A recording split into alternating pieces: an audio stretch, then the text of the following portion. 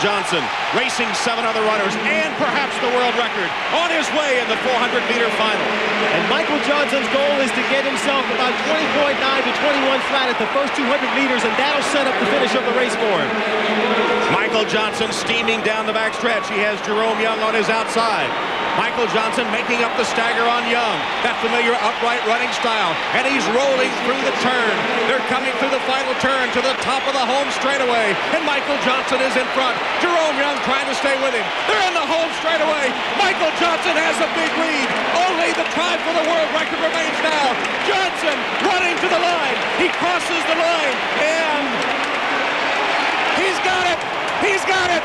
World record. Superman flies again.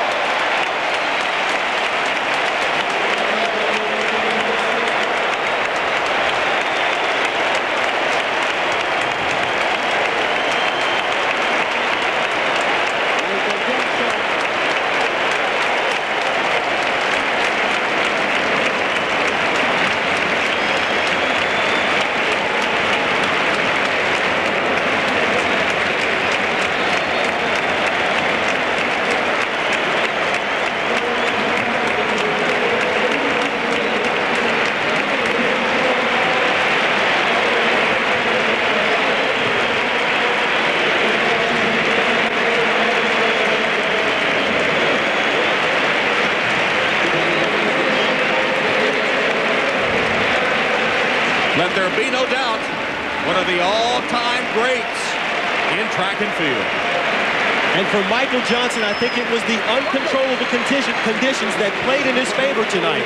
A fast track, wide curves, not much wind inside the stadium. It's warm outside, not Waco, Texas hot, but all of these things played into the mix to help him set this world record. Well, you know, the way he ran the race, I still think his top priority was to win the race. He went out for the first 200 yards.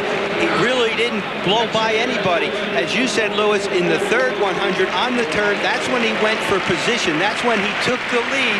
And then his prayer part, the last 100, he really had it. But for the first 200 meters, he was just going right along with the pack. And the people who tried to go with him, Jerome Young, who ran fast for the first 200 and then tried to go with Michael, he crumbled and did not get the silver medal, maybe did not get the bronze medal, which he had been touted to get.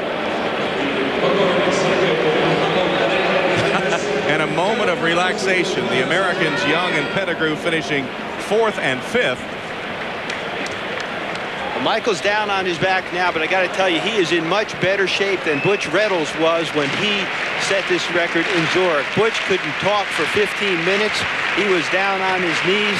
And, well, Lewis, you've had more experience with this. In the 400, you come across that finish line, you feel okay, and then all of a sudden it's like somebody slammed the door on you. It all hits you at once. Now, there are a couple of things here I think that really helped Michael again. Having Jerome Young in lane 6 just to his right helped him. I believe having Jamie Balch in lane 8 from Great Britain, that had to help him because Balch always gets out fast. Well, unlike the 200 meters in Atlanta where he stumbled coming out of the blocks and still got a magnificent world record, this time he came out of the blocks well. But as in Atlanta where Frankie Fredericks was top competition, he felt he had top competition here. He respected them. He didn't blast out for 200 meters and then see how he could hold on and take any chances. He ran it as a competitive race. You can see he's putting a little more effort in the turn here to try and get up to first place. And Jerome Young tried to go with him, but he's lost his stride. And now it's just, as you said, the prayer part. Michael finds out how fast he is, and we all find out.